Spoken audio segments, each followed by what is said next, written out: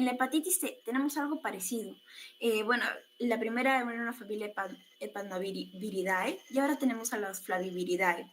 Aquí, como les mencioné, si bien el virus de hepatitis B era ADN y ahora el virus de hepatitis C es ARN monocatenario. El otro era bicatenario circular. Y algo que va a resaltar y que no podemos olvidar es que va a tener un genoma muy variable.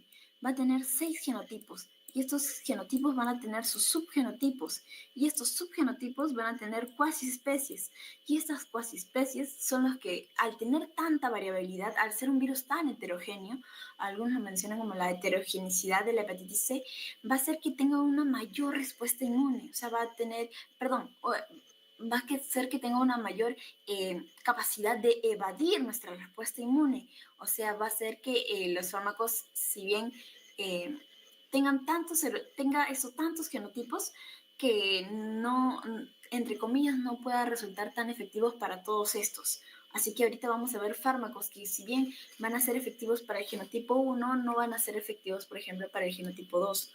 Pero ¿qué es lo que debemos recordar de aquí? Que el genotipo 1 va a ser el más frecuente, ¿no?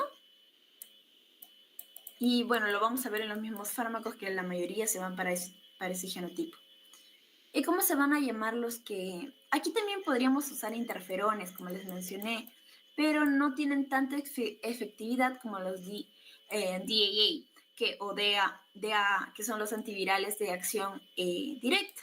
Y aquí tienen 3 mecanismos. Aquí, al igual que la hepatitis B, vemos su ciclo de vida. ¿Cuál es la diferencia? Otra vez la unión al receptor, la endocitosis, la fusión. Aquí el material ARN sale.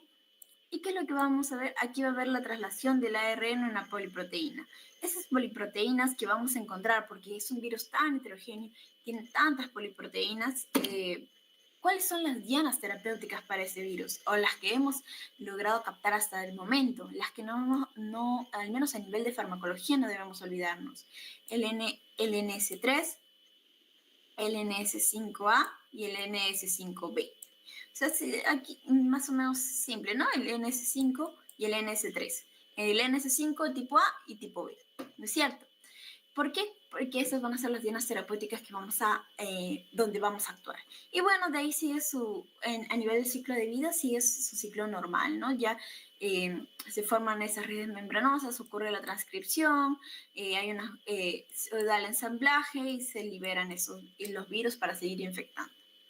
Algo que debemos recordar que de la hepatitis C es que aquí, a diferencia de la hepatitis B, más bien no tiene un estadio, o al menos la mayoría de casos no son agudos, tienden a ser la mayoría de forma crónica. Entonces va a ser justamente el tipo de hepatitis que va a causar una mayor cantidad de casos crónicos. Y vamos a ver esto al final, porque es importante recordar. Ya, no nos olvidemos entonces. Esos DAA tienen 3 dianas. La proteasa NS3, el NS5, ¿cuáles son? El A y el 5B polimerasa. ¿Ya? Esos 3 no debemos olvidar. Vamos a empezar con el NS3, o bueno, también con su nombre completo vamos a llamarlo la proteasa NS3 NS4A. ¿Ya? Pero con NS3 basta para que nos acordemos. En el mecanismo de acción, ¿qué pasa si inhibimos esta proteasa? ¿Qué es lo que va a causar? La ruptura de la poliproteína viral. Poliproteína, acuérdate que eran un montón, ¿sí o no? Y a su vez evita que no se forme este complejo de replicación. Entonces, si no hay replicación, no se va a poder seguir multiplicando el virus. Entonces, ya estaríamos arruinando prácticamente su ciclo, ¿no? Y estaríamos parando la infección. Entonces, ¿qué efectos adversos podríamos tener? Bueno, los más típicos que vamos a encontrar en todos estos fármacos va a ser la erupción cutánea, el prurito y, bueno, síntomas que ya conocemos, ¿no? Las náuseas, la fatiga, la astemia. Como estamos viéndonos, los efectos adversos son similares porque a veces nos agarran con esas preguntas. Entonces, también ya lo podemos ir relacionando. Algo sí es que va a estar contraindicado en pacientes con insuficiencia hepática moderada y severa, algo que debemos recordar. Y bueno, con respecto al metabolismo, va a ser por enzima CYP3A, ¿ya? Aquí un datito para que al menos lo recordemos. Hemos visto tres grupos, ¿no? ¿Cómo me voy a acordar de cada fármaco? Entonces vamos a ver que los NS3 los vamos a recordar porque van a terminar con Previr. Al final, si tú te quieres acordar de todos los fármacos de hepatitis C, todos terminan en vir, ¿ya? Pero van a tener una palabrita aquí más para que lo podamos diferenciar. El NS3 va a terminar con Previr. Acuérdate que el 3 parece una E volteada, entonces quiere decir que antes del vir está una E. Ya, Previr, ¿ya? Ya con la práctica te vas a ir acordando. Entonces, ¿cuáles son los más usados? Los más usados van a ser estos tres, por eso los he puesto primeros. En sí, el grasoprevir, que en sí es pangenotípico, o sea, que en sí puede funcionar en todos los genotipos, pero es más usada en los genotipos 1 y 4. Y a su vez, también tenemos la paritaprevir, que aquí ya estamos empezando a usarlos con una terapia combinada. Ahorita me dirás qué es el dasuvivir o el imsavir. Vamos a verlo en un momento. Como te dije, terminan en vir, entonces ya te vas imaginando que también son de los otros tipos, ¿no? Del NS5, ¿no? Pero aquí en terapia combinada van a ser con el genotipo 1 y el genotipo 4. Como vemos, estos dos van a ser los más frecuentes. Incluso el 1 es mucho más. Y el Cimeprevir, que también es utilizado para el genotipo 1 en combinación. Y aquí algo que también podríamos resaltar es que es necesario, o bueno, para una mejor absorción, a diferencia del anterior, es mejor tomarlo con comida. Aquí tenemos otros que ya, bueno, los puedes identificar porque dicen Previr, ¿no? Pero en sí los más utilizados y los más efectivos van a ser estos de aquí. Entonces continuamos. Ya los inhibidores de la NS5 tipo A. Acuérdate que tenemos A y polimerasa B, ¿no? Aquí también tenemos un mecanismo de acción similar. También actúan a nivel de la replicación y del ensamblaje. Pero ¿qué es lo que va a pasar?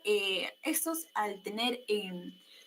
al inhibir esto, van a actuar junto a la NS4B y mejor dicho, van a formar como una red membranosa, que esta va a ser como una plataforma para poder formar los siguientes virus. Entonces ya no la vamos a tener, ¿no?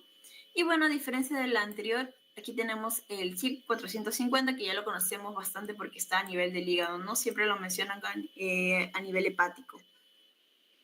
Aquí, como vimos, te mencioné que tienen una gran combinación así con otros fármacos de la hepatitis C, ¿no?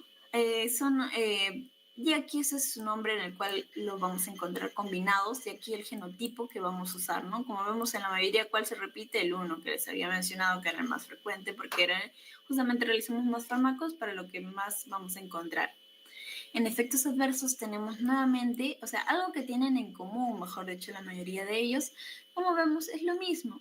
Otra vez lo repasamos: erupción cutánea, prurito, náuseas, etcétera, ¿no? Entonces ya poco a poco lo vamos memorizando. En los fármacos, el más usado es el ledipasvir, justamente como vamos, los primeritos que te voy poniendo son los que más se van a usar. Y aquí otra ayuda, ¿no? Como te dije, todos terminan en vir. Ya, pero acá estos van a terminar en asvir. Acuérdate que la A va a venir a la memotecnia, ¿no? A se viene para acá, de asvir. El otro era una que se parecía a un 3. Ahora A de asvir. ¿Ya? Igualito. Acuérdate de eso para que no te confundas o por si lo olvidas.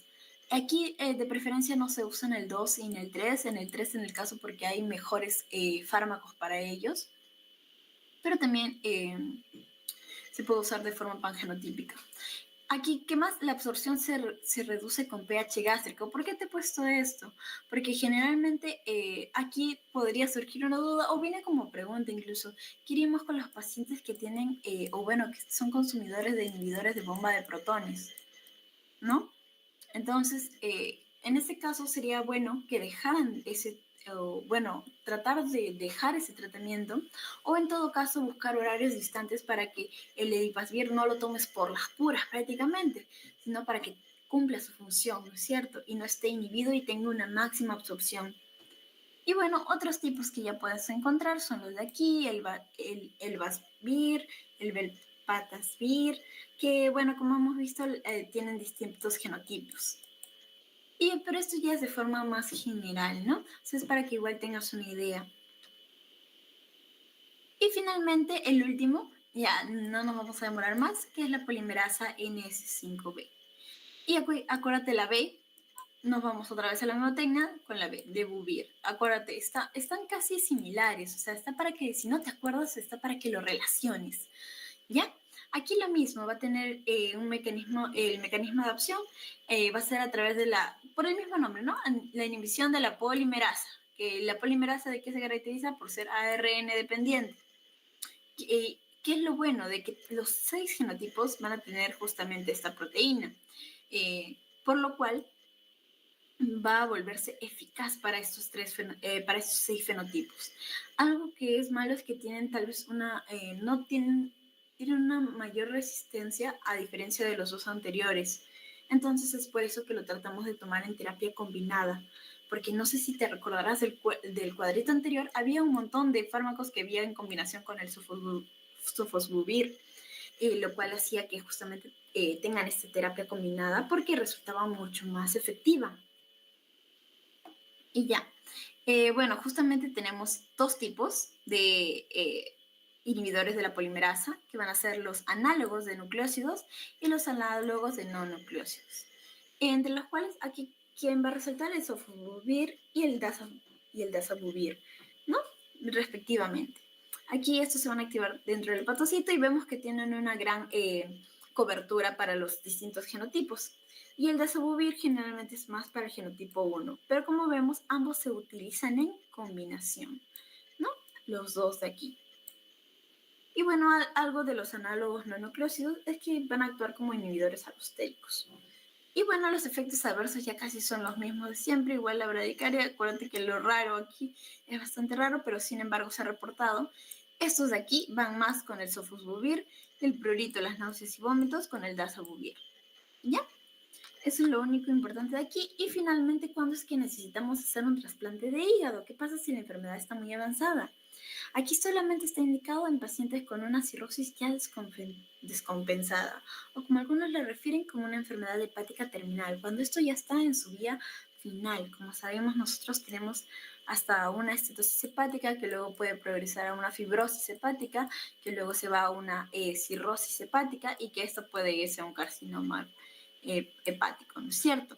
Entonces ya cuando esta cirrosis, como hemos visto, también puede estar en etapa compensada y descompensada, como sabemos el hígado tiene esa propiedad de regeneración, sin embargo, si el paciente sigue de testarudo, sigue sin cuidarse, va obviamente a descompensarse. ¿Y a qué me refiero con una cirrosis descompensada? Por ejemplo, cuando ya tiene otra clínica adicional, cuando tiene ictericia, cuando tiene la cabeza de medusa, que es justamente la hipertensión, una hipertensión portal que se está siendo mostrada clínicamente, o sea, las varices esofágicas, la citis, vemos incluso acá un paciente obviamente que tiene alguna patología hepática, por ejemplo, la ginecomastia incluso que presenta, incluso la ictericia que podría encontrarse, entonces ya estaríamos frente a una cirrosis descompensada, por lo cual nos va a dar un alto riesgo de mortalidad. Entonces, en este tipo de pacientes es donde generalmente tenemos ese trasplante de hígado. Y justamente, ¿te acuerdas quién era el tipo de virus que iba más a la cronicidad? Porque acuérdate que la cirrosis es un estadio crónico también, que era la hepatitis C, ¿no es cierto? Entonces aquí otra vez recalcamos que esta va a ser la indicación principal. Entonces, ¿cómo podríamos evaluar en sí a estos pacientes, ¿no? Ya están en una etapa bastante avanzada de la enfermedad. Tenemos generalmente lo que usan va a ser la puntuación MEL. En sí, esto nos va a predecir la mortalidad en los siguientes 3 meses. Aquí tenemos 2 fórmulas, una que es con la bilirrubina, con la creatinina, la bilirrubina y el INR, y otra en la cual le añadimos el sodio. ¿Ya? En sí va a tener un valor de 6 a 40, pero mientras más elevado esté, obviamente, va a haber un mayor riesgo de mortalidad, por lo cual necesitamos un trasplante de manera más urgente. Otra escala que también evaluamos, justamente la sobrevida a nivel de cirrosis, es del Child-Pugh, en la cual nos va a dar un pronóstico de una enfermedad más avanzada. Aquí tenemos tanto qué criterios se evalúa, la citis, encefalopatías, bilirrubinas, albúminas y la TP. Tal vez ya lo has visto en tus clases de fisiopato. Entonces, lo vemos a manera de repaso, en las cuales vamos a tener distintas puntuaciones y estamos viendo que la sobrevida va disminuyendo según la puntuación, que mientras más alto se encuentre esta puntuación, quiere decir que el paciente está en un estado de una enfermedad mucho más avanzada, por lo cual su supervivencia disminuiría, ¿no es cierto? Por lo cual ese hígado, la verdad, ya está bastante dañado debido a esta hepatitis, ha progresado bastante, un paciente que no se cuida, por lo cual es necesario un trasplante, ya que los fármacos tampoco van a poder actuar como tal, ¿no? Entonces, ya, eso ha sido todo por hoy. Espero que les que hayan podido aprender algo. Igual me avisan si tienen alguna duda, pregunta eh, o cualquier o algún aporte, ¿no? No sé si quieran comentar algo, si no, ya lo damos por terminado.